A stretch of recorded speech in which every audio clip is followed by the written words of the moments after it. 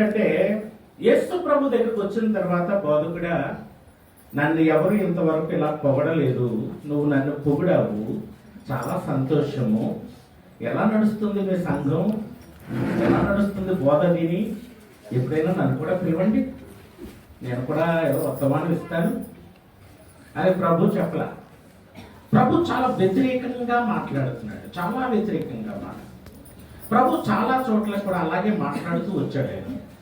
ఆయన ఎందుకు అలా మాట్లాడుతున్నాడంటే, మనం చేస్తున్న భక్తి మనకి తృప్తి, మనం కావాలని భక్తిని, ఒక మార్గాన్ని మనం ఎంచుకున్నాం, ఒక పద్ధతిని మనం ఎంచుకున్నాం.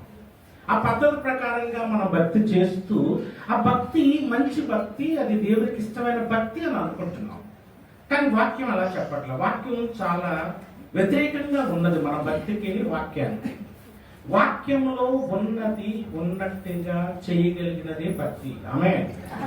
ప్రియ దేవుని బిడ్డలారా, చాలా వరకు ఎవరైనా, నేను గత కొన్ని దినాలుగా, గత 2 నెలలుగా బలంగా దేవుడు నన్ను వెస్ట్ గోదావరిలో వాడుకున్నాడు. ఒక్కొక్క సంఘం అయితే 2000 మంది కూడా ఉన్నారు. ఆ సంఘంలో చాలా అద్భుతమైనటువంటి వర్తమానాలు దేవుడు తీసుకెళ్ళాడు. నేను అడిగాను ప్రభు, నేను సరిగ్గా కూర్చోలేను, నిలబడలేను, నేను ఈ సయాటకతో బాధపడుతున్నాను కదా, ఏమిటి ఇలా అంటే, బాధపడింది నీ నెప్పున్న నువ్వే కావాలంటున్నాడు ఆయన. ఆమె ఎలా మాట్లాడుతున్నాడు అంటే, ఆ మంట నాకు పెట్టాడు, ఆ భారం నాకు పెట్టాడు. నేను హాయిగా పడుకుని ఉండొచ్చు, నేను హాయిగా పడుకోవచ్చు, కానీ నేను వెళ్ళి చెప్పకపోతే పౌలు అనే మాట నాకు గుర్తుకొస్తూ ఉంటుంది.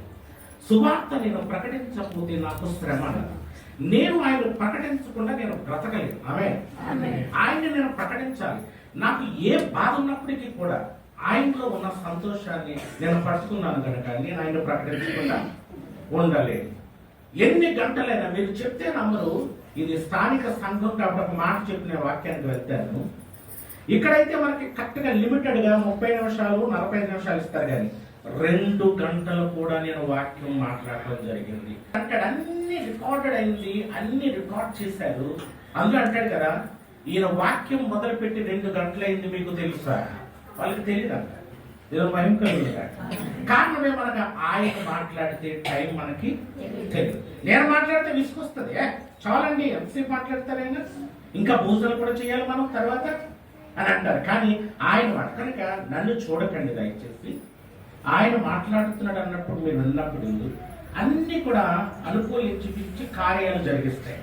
హబక్కూకు ప్రార్థనలో సంవత్సరములు జరుగుతుండగా నీ కార్యములు నూతన పరచుమాట. ఆయన కార్యములు ఎప్పుడు కూడా నూతనంగానే ఉంటాయి. ప్రార్థిస్తున్నాడు నూతన పరచమని. నూతన పరచడం అంటే కార్యములు ఎలా ఉన్నా